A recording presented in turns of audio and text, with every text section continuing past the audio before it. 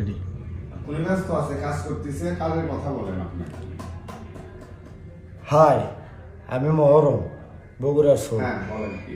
তো লাইভে আসলাম কিছু কথা বলার জন্য। আপনারা অবশ্যই জানেন যে আমি লাইভে আসি আপনাদের গুরুত্বপূর্ণ কথা বলার জন্য। সেটা হলো যে ওই যে আপনার মানুষ যে বলে থাকে যে 3 ঘন্টায় ফলাফল, 4 ঘন্টায় ফলাফল, এগুলো কথা কিন্তু অরিজিনালি সত্যি কথা বলে ওরা।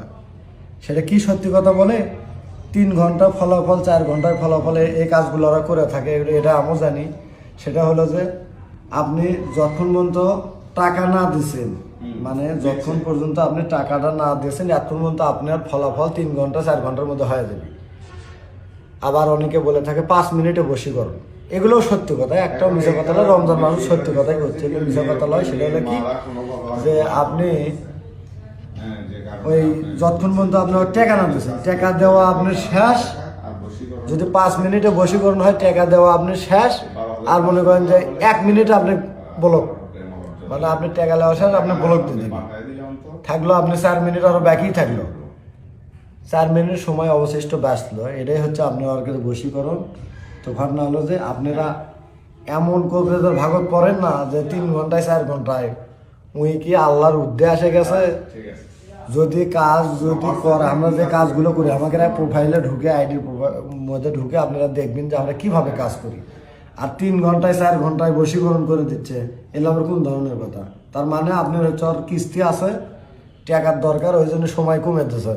আপনারাও তো সময় কমে চান যে অতি তাড়াতাড়ি সময়টা কমের মধ্যে আপনারা বশীকরণ করে চান। টাকা সমানে লাগাবেন, আর মনে করেন 30 সেকেন্ডে 10 সেকেন্ডে আপনি ব্লক, মনে করেন যে ব্যাপক সময় বেঁচে গেল।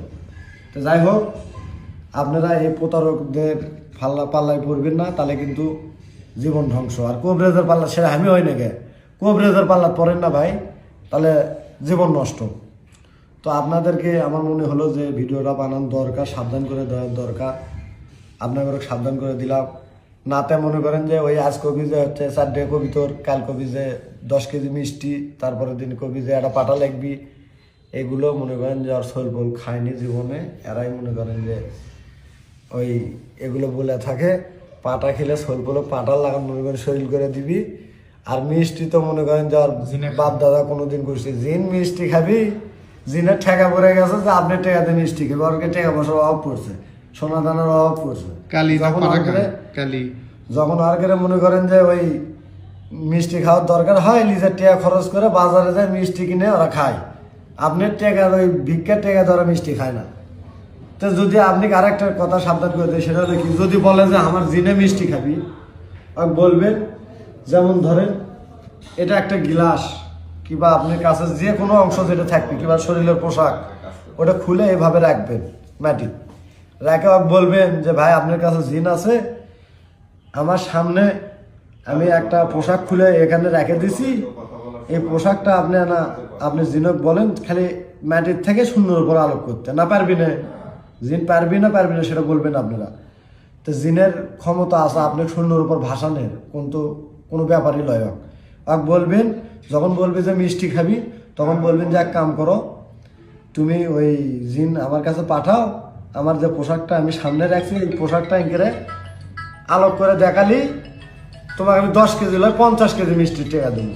যদি এটা করতে পারে তো তাহলে আপনারা টাকা দিয়ে দিবেন, কোনো সমস্যা নেই। সেই টাকার যদি মার যায় তাহলে আমি দেবো। তো ওরা ওই কাজ জীবনে করবেও না। যখন আপনি এই ধরনের কথাগুলো বলবেন, তখন দেখবেন যে কবি যে না, এই সানামাল এর সাথে ভণ্ডামি করা চলবে। তো আপনারা, আমি যে বুদ্ধিটা শিখে দিলাম, যে কোনো জিনিসের যে বুদ্ধিটা শিখে দিলাম, এই বুদ্ধিটা প্রয়োগ করবেন, তাহলে আপনারা কোনোদিন ঠকবেন না। যে বলবে আমার কাছে জিন আছে, তাকে এই কথাগুলো বলে থাকবেন আপনারা, তাহলে আপনারা কোনোদিন ঠকবেন না। আসলে জিন কারো গোলামি করে না। আর জিনের আমল করবে গেলে অনেক ভেজাল আছে, ওগুলো সবার দ্বারাই সম্ভব নয়। ওগুলো আগেকার লোকের হচ্ছিল, এখনকার লোকের জন্য নয়। এখনকার হয়তো করছেন যে আপনি কি দিয়ে কাজ করেন, ভাই আমরা কাজ করি মক্কেল দিয়ে। প্রত্যেকটা হরফের মক্কেল থাকে, এটা হাফেজদের আলেমদের আপনি জিজ্ঞাসা করবেন, বলে দেবেন। প্রত্যেকটা হরফের মক্কেল থাকে। আমরা হরফ দিয়ে কুপুরি করি, আমরা কুপুরি কাজগুলো করি, কুপুরি দিয়ে মানুষের সংসার লেগে দিই। সেই কুপুরি দিয়ে যদি আপনার সংসার বাঁচন যায়, তাহলে আমি সেই কুপুরি কর্ম, তাতে কোনো সমস্যা নেই। আপনারা এই প্রতারকের হাত থেকে সাবধান থাকবেন। যে বুদ্ধিটা শিখে দিলে এই বুদ্ধিটা অবলম্বন করবেন, তাহলে আপনি মিষ্টির টাকাও দেওয়া লাগবে না, পাটাও দেওয়া লাগবে না, কবিতারও দেওয়া লাগবে না। ধন্যবাদ, ভালো থাকবেন, সুস্থ থাকবেন। আমার ভিডিওটা যদি ভালো লাগে শেয়ার করে আরেকজনের দেখার সুযোগ করে দেবেন। যে ব্যক্তি বোকা আছে ওই ব্যক্তি যাতে চালাক হতে পারে। আল্লাহ হাফেজ।